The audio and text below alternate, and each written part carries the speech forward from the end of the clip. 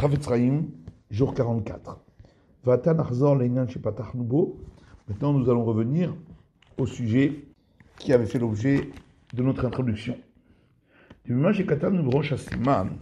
Car, à partir de ce que nous avons écrit au début du chapitre, on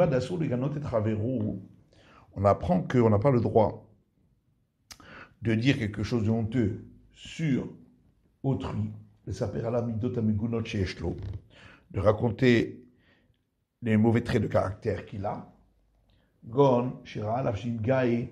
Par exemple, s'il a vu que l'autre s'est enorgueilli au Kaas d'avoir chez l'Okahogen, ou s'est mis en colère alors qu'il ne fallait pas le faire, au Sharimidot Begunot, ou d'autres traits de caractère honteux. Ça, c'est sûr qu'il s'agit d'une honte totale pour la personne. Même si c'est juste. Qui sait si peut-être il s'en est repenti. Et son cœur est rempli d'amertume pour ces mauvais traits de caractère. Et même s'il voit qu'il s'est habitué à cette mauvaise conduite, et son cœur n'est pas amer à ce sujet du tout, malgré tout, il n'a pas le droit d'aller se moquer de lui, car peut-être ne sait-il pas la gravité de ces interdits, car en vérité, nous voyons clairement les kama anashim, pour beaucoup de gens, même des gens qui ont étudié la Torah, qui ne considèrent pas ces mauvaises conduites comme quelque chose de tellement interdit, que Moshe Malpi émet, alors qu'ils le sont en vérité. Pour celui qui regarde dans les versets ou Mamre Chazal et les paroles des sages. Rak, mais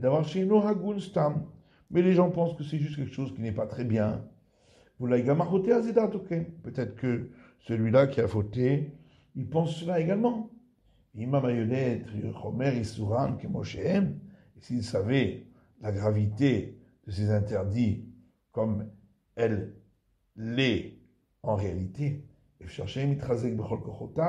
peut-être se serait-il renforcé de toutes ses forces chez l'Ola Avor Alehem, de ne pas transgresser ces interdits. Et on trouve déjà dans le traité Shabbat qu'il est dit Shagag Bekaret, si quelqu'un ne savait pas que l'interdit était passible de retranchement, Vezid Belav, mais il savait que c'était un interdit, un commandement négatif de la Torah, Shmash Kaga. Ça s'appelle qu'il l'a fait involontairement.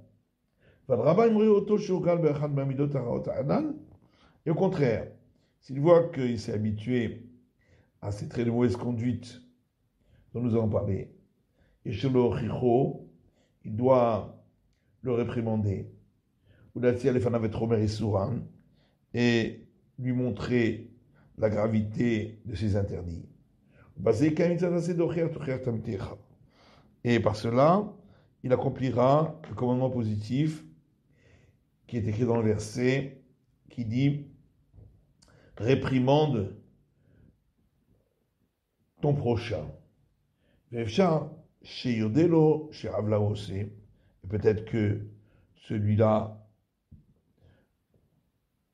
avouera qu'il a fait quelque chose de mal. Mais pour l'instant, il pense qu'il est dans le droit chemin. Comme il est écrit dans les proverbes, tout chemin que prend l'homme semble droit à ses yeux. C'est pourquoi, à cause de cela, on n'a pas le droit de le considérer comme un impie, venait d'Achlesaper Alav et d'aller raconter du mal de lui. La Falpiken, mais malgré tout, Imru Adam Bechal Mida Beguna.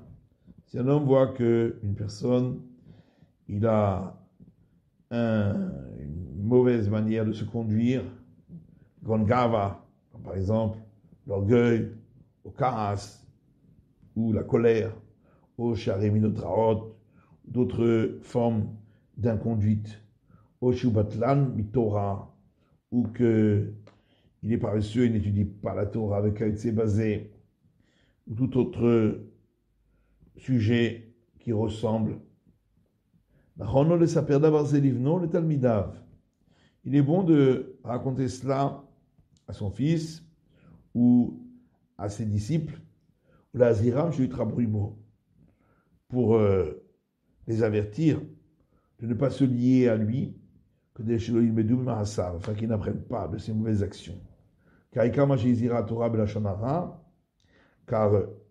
l'essentiel pourquoi la Torah nous a ordonné de ne pas dire de médisance, ça fait l'eau à les mettre, même quand il s'agit de choses réelles.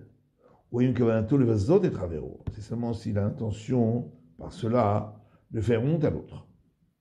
Et de se réjouir de sa honte. Mais si son objectif est de préserver son prochain pour ne pas qu'il apprenne de ses mauvaises actions, c'est évident que c'est permis, il y a même là-dessus un commandement. Mais par contre, dans ce cas-là, et tout ce qui ressemble, il me semble que celui qui va raconter doit expliquer pourquoi dit-il du mal d'un autre, afin que celui qui l'écoute ne se trompe pas et n'en vienne pas à se permettre des choses qui vont plus loin. Et aussi pour que la personne qui l'écoute n'en vienne pas à s'étonner sur lui, qu'il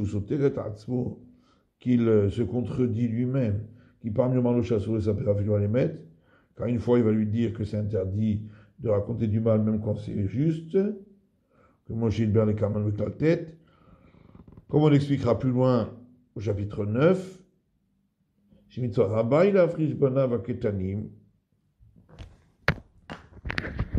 car c'est un grand commandement d'éloigner ses enfants quand ils sont jeunes, misé avon, de cette faute-là.